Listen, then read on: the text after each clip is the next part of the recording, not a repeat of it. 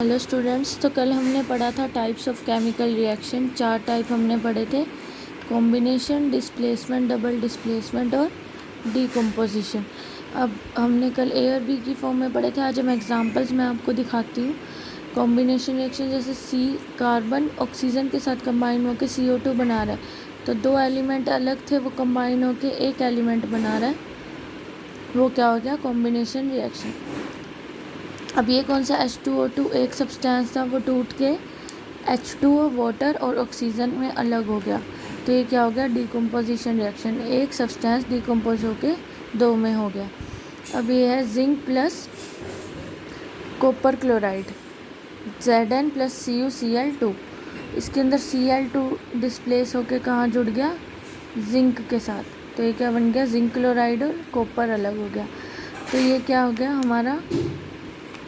Displacement reaction. Chlorine displace होके इसके साथ चला गया। अगला था हमारा डबल डिस्प्लेसमेंट रिएक्शन। इसमें क्या था? HCl है प्लस NaOH है, और ये Cl क्या हो गया? Na के साथ लग गया और OH H के साथ लग गया, तो बन गया NaCl और H2O। तो इसमें 2 बार चेंज हुए हैं एलिमेंट्स, इसलिए ये डबल डिस्प्लेसमेंट का एग्जाम्पल है। और भी बहुत ऐसे एग्जाम्पल्स हैं, आपको बुक में मिल जाएंगे। उसके बाद हम पढ़ेंगे एक्सोथर्मिक और एंडोथर्मिक रिएक्शन के बारे में। तो एक्सोथर्मिक रिएक्शन कौन सा होता है? The reaction in which energy is released, the reaction in which energy is released in the form of heat, light, और किसी भी तरह से हो सकती है। ऐसा रिएक्शन जिसके होने के बाद हीट निकलती है। जैसे कार्बन ऑक्सीजन से कंबाइन होता है, CO2 बनती है, साथ में क्या निकलती है? Heat energy. तो हीट जिसमें निकल रही है, रिलीज़ हो रही है, एरो से आपको पता चल रहा होगा, वो क्या है? एक्सोथर्मिक। और एंडोथर्मिक, जो हीट को एब्जॉर्व कर रहा है, जिसे हीट चाहिए। नाइट्रोजन और ऑक्सीजन है, इसको कंबाइन करने के लिए हमें इन्हें हीट देनी पड़ेगी, नीचे से आग लगा के या कुछ भी। तो जो हीट एब्जॉर्व करते हैं, उसके बाद NO बना, तो ये क्या है? एंडोथर्मिक, क्योंकि ये हीट एनर्जी ऑब्जर्व कर रहे हैं और ये energy in the form of heat release कर रहे हैं। समझ आया सबको? Exothermic is the reaction in which heat is released, और endothermic is the reaction in which heat is absorbed, और वो किसी भी फॉर्म में हो सकती है। ठीक है, ये एंडोथर्मिक और एक्सोथर्मिक में डिफरेंस पता चल गया आपको, और एग्जांपल। अगला पॉइंट आता है हमारे पास कि ऐसा कौन सा, जब क्विकलाइम का फॉर्मूला क्या होता है? CaO, कैल्शियम ऑक्साइड को हम वाटर से रिएक्ट कराते हैं, तो क्या बनते हैं? Slate lime.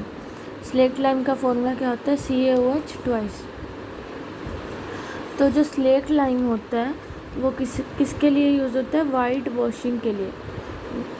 आपसे अगर एक इस तरह का क्वेश्चन पूछा जाए कि वाइट वॉशिंग में कौन सा सब्सटेंस यूज़ होता है, तो वो है CaOH ट्वाइस। और वो बनता कैसे है? क्विकलाइम का वाटर से रिएक्शन करवा के। तो ये क्वेश्चन भी आपके NCERT में शायद कि वाइट वॉशिंग में कौन सा सब्सटेंस यूज़ होता है, तो आंसर है उसका स्लेट लाइम। और पूरी रिएक्शन आपसे पूछी जाए तो CaO plus H2O gives us CaOH twice. ठीक है, अब अगला है हमारे पास प्रेसिपिटेशन रिएक्शन। प्रेसिपिटेशन रिएक्शन कौन सा होता है? प्रेसिपिटेशन नाम से पता लग रहा है, जिसके अंदर प्रेसिपिटेट्स बनते हैं। प्रेसिपिटेट्स मतलब छोटे छोटे सॉलिड के सब्सटेंस। किसी दो सब्सटेंस को हमने रिएक्ट करा दिया, AB बन गया बीकर के अंदर।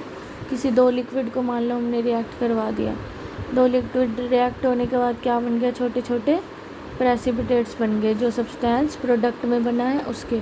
तो ऐसा रिएक्शन जिसके अंदर प्रेसिपिटेट्स फॉर्म होते हैं, वो क्या होता है? Precipitation reaction. ऑलमोस्ट आपका चैप्टर ये कंप्लीट है, बाकी मैं चेक कर लूँगी इसमें कोई टॉपिक्स आपके रह ना जाए। बैलेंसिंग और टाइप्स हम पढ़ चुके हैं, मेन टॉपिक कवर हो गया। फिर भी कुछ रह गया तो हम कल की क्लास में कवर करेंगे।